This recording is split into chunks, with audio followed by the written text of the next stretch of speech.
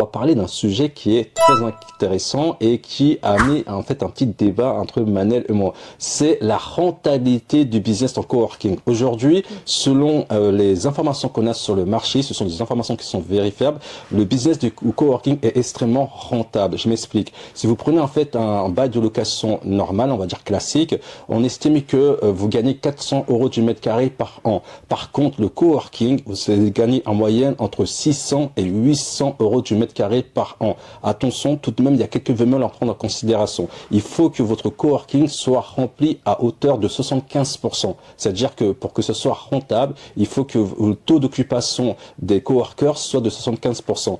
Maintenant, si on fouille un petit peu pour rentrer dans les chiffres, on va se rendre compte que sur Paris, là où il y a le plus gros marché du coworking, il y a 22% de taux de vacation. Le taux de vacation, ça veut dire le taux de non-remplissage. Par réflexion, ça signifie quoi? Ça signifie que les entreprises de coworking qui gagnent énormément d'argent sur Paris ont un taux de remplissage de 78%. Ça veut dire qu'ils sont juste au-dessus de ce qu'il faut pour être rentable. Donc c'est un business qui est extrêmement rentable, certes, mais cela demande tout de même un équilibre pour pouvoir justement avoir cette rentabilité. Et dernièrement, effectivement, lorsque je partageais ça avec Manel, elle me disait, bon, ça a nuancé. Donc c'est quoi ton propos par rapport à, en fait, au business de coworking? Je n'ai pas de doute que l'espace de coworking, il est rentable.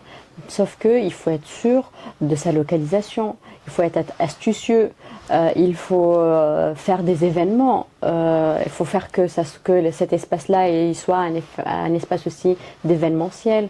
Il faut que l'équipe qui y bosse, elle soit active Okay. et qui va chercher à travailler pour faire bouger ce coworking, pour justement qu'il y ait du monde et qu'il revienne.